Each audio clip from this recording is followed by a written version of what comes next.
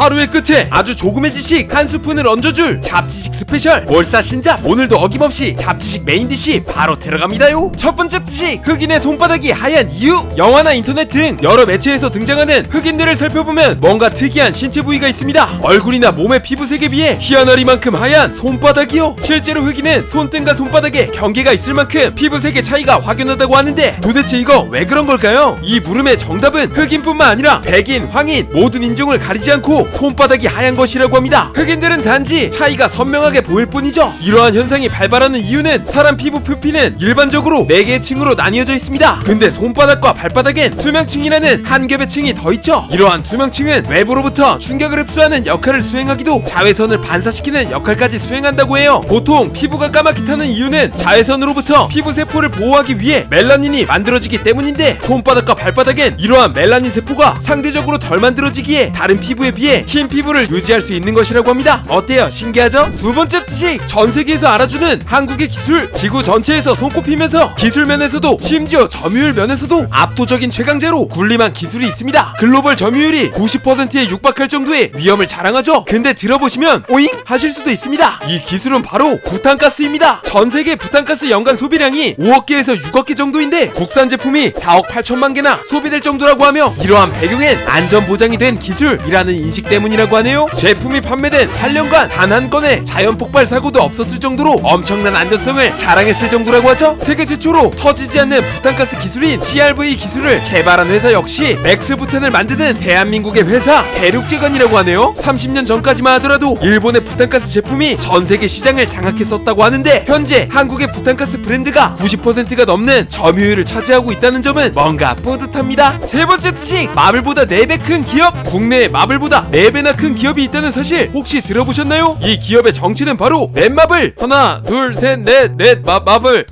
죄송합니다. 네 번째 지식, 대한민국에서 가장 긴 터널. 수로 및 발전소와 지하철을 제외한 기준으로 따졌을 때 세계에서 4번째로 긴 터널이 대한민국에 존재한다면 믿으시겠습니까? 무려 50.3km의 길이를 지닌 초장거리 터널, 유련터널을 소개합니다. 평택시 지제역부터 서울에 위치한 수서역까지 이어진 간선철도 터널로서 이 터널의 존재로 인해 서울부터 부산까지 2시간 3분 만에 도착할 수 있다고 하네요. 물론 유련터널만 가면 열차 진동이 심해진다는 잘못된 시공에 대한 논란과 안전관리 미흡 논란이 있지만 그래도 이런 초장거리 터널이 대한민국에 있다는 것은 감회가 새롭네요. 다섯 번째 지식, 사약의 뜻. 사람을 죽이는 약, 사약. 쓰임새가 이러하기에 사약하면 뭔가 한자로 죽을 사자가 쓰였을 것 같지만 놀랍게도 이는 임금이 내리는 약이라 하여 하사할 사자를 쓴다고 해요. 사약의 사자가 죽을 사가 아니었다니 충격적입니다. 여섯 번째 지식, 인구의 3분의 1이 백만장자의 나라가 있다. 요즘 시대의 백만장자란 현재 사는 집을 제외하고 100만 달러, 하나로 순자산 12억 원이 있는 사람을 말합니다. 근데 인구의 3분의 1이 백만장자인 유례없는 부자 나라가 있습니다. 바로 지중해 연안의 도시국가 모나코이죠. 인구수는 약 3만 5천 명뿐인 작은 나라이지만 이 중